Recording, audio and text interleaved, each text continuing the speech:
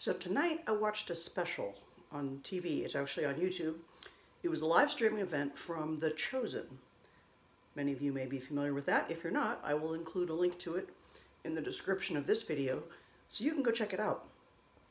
But during this broadcast, the co-writer and director of this series had shared during the making of this program, there were 3 specific incidents that he referred to as Red Sea moments, Red Sea incidents. If you're familiar with good old the 10 Commandments, maybe you've seen the good old movie about the 10 Commandments, when Moses and the Israelites were fleeing Egypt in the Old Testament, they weren't in the Old Testament, but they were fleeing Egypt. They were being chased by the Egyptians, and they were chased to the edge of the Red Sea. So there's a sea in front of them, and there are enemies behind them. And God told Moses to put his staff in the water, and when he did so, God parted the Red Sea, and it says so that the waters formed walls on either side of the Israelites, and they were able to walk through on dry land. So when they got to the other side, the Egyptians were still chasing them, and when the last Israelite got onto dry land on the other side of the sea, God let the waters crash down on top of the Egyptians. Anyways, a Red Sea moment, definition of that Dallas had given was, it's a moment that something amazing happens and there is no way that it could happen without God doing it. So there were incidences and during the filming of this program that they encountered these. And the one that really struck me was they were doing what they call in filmmaking a oneer. Basically, they do an entire sequence of scenes, but they do it all in a single take. Now, for those of you like me who have done plenty of theater, like stage theater, well, that's a normal thing because you don't stop and if somebody forgets their lines, you keep going. But in film, they do every scene between 9 and 15 times because they'll do the scene, and they'll do it again, then they'll do it again, and then they'll change the camera angle, and then they'll do it 3 or 4 more times, and then change the camera angle again, do it 3 or 4 more times. And if an actor drops a line during that period or something happens or there's a noise or whatever, they can then pick and choose from all of those takes which elements they want to actually include in the final cut of that scene. But on a oneer, it's everything happens the way it's going to happen, and then you do the entire thing in one take. So this particular scene that they had chosen to do, to do this oneer was actually 15 minutes long, which was challenging enough to think of doing as a oneer in a film industry. But it also involved lots and lots of actors and lots of people and lots of big scenery, not scenery built, but like the scenes were larger areas. So where normally on a filming day, it would start out very early, they would do lots and lots and lots of filming, and by the end, maybe have 2 full scenes filmed.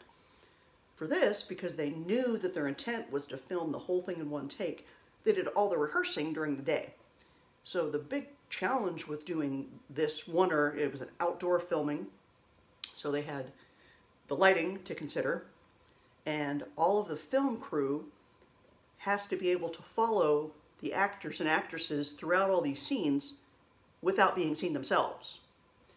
So you can imagine if actors and actresses are crossing from point A to point B, the filmmaker, the camera crew, has to be able to follow them without being seen, which is very challenging. And in this particular case, they had gotten to one part of the day where the shadows were so intense because of where the sun was on the horizon. They were filming it, I'm pretty sure this segment was being filmed in Utah. But the shadows were so intense that the camera crew was casting shadows on the cast. And you could see, like, here's the outline of a cameraman on the side of Mary's cloak. So they had to they couldn't film anymore. They had to stop. So they couldn't do their oneer during that part of the day. So they shut everything down and took a break. And I guess people probably rehearsed their lines or redid their makeup or whatever. But by the time that the sun had gotten to a place where they weren't going to have that problem with the shadows, then it was getting really late in the day. And the camera guy said that they had maybe 30 minutes left of daylight. And this was a 15-minute long scene that they were shooting.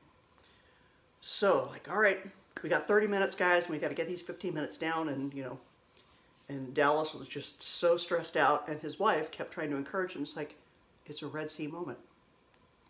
Don't you want to know that God did this and not you? And he's like, yeah, don't bother me now.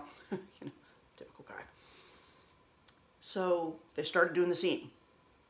And in the first segment of the scene, one of the actors dropped a line. Okay, back up, stop. Okay, everybody just take a breath. They did it again. It happened again. Same actor, same part, cut. Well, every time you have to reset the scene, of course, it takes a little bit of time. So now they basically have almost exactly 15 minutes left of daylight before it's going to be too dark to film. So, you know, Dallas is like telling the actors and actresses, all right, everybody just relax, just calm down. We can do this. God's going to take care of this. It's going to work. Just relax and let's just action. So they did the scene. And while the scene is being filmed, Dallas and his producer dudes are inside of one of the tents that's part of the scenery with the flaps closed so that you can't see them. So they're watching on the monitor, watching all this unfold. And I guess because of either the time of day or where they were located or whatever, at one point their video feed completely went blank. So here's the director in a tent. He couldn't like step out and say, hey, what's going on? Because he knew he was trying to do this oneer. So he had a couple of minutes that he had no idea what happened. And then the video feed came back. So he watched the end of the scene. So by the time this 15 minutes was done, it was dark. It was nighttime. And so 15 minutes are done, the scene's over, they hit cut. They say cut. So then Dallas starts reviewing the footage. And he is amazed. He's like, the actors and the actresses, they did their parts better than they had done the entire day. And the lighting was just perfect because it was real time. You could see the sun setting as these scenes progressed. So it gave it such a real live feel because it was live. And then one of the scenes toward the end, they were at a campfire, so the lighting was perfect. Anyways, that was one of his Red Sea moments. And I just thought that was kind of cool. I'm sort of at a Red Sea moment myself right now with something that I'm dealing with. And I'm having to take that to heart and really just sit back and kind of do what Dallas's wife told him at one point. Let's thank God for what he's going to do and for his faithfulness, that we know he's faithful. And let's thank him for that, because that's what he deserves. That's what he deserves. Not what we deserve. That's what he deserves. He deserves our thankfulness, our gratefulness, our thanksgiving, our faith and our trust in him. Because he's going to make happen the things that we can't. We can strive and we can try and we are expected to do our best, don't get me wrong. We are expected to pursue with excellence and to operate with excellence in the areas of our life, and we're supposed to be diligent. And I believe all those things. But I also believe there comes a time when there are scenarios where God says, okay, I want to make sure that you know and are absolutely clear that this thing that's going to happen, it's not because of you. God says it's because of me. And I have a feeling that's where I am right now.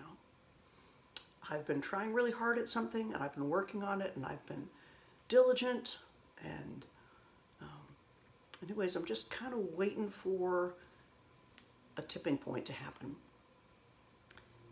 So tonight, when I go to bed, and tomorrow when I wake up, I'm going to make a point of just being thankful for what he's going to do. No matter what it is, if it's what I'm hoping for, or if it's something else. I need to breathe, and I need to let go of the outcome, and I need to just trust him. So that's my challenge. How about you? Is there something going on in your life maybe? Maybe something you've been striving after or trying really hard or praying so hard for or about, and you don't know what else to do? Let me encourage you. Rest and trust. And thank God for what he's already doing and what he is about to do, because he loves you and he knows what's best. So on that, I hope that's encouraging to you. Take care and God bless.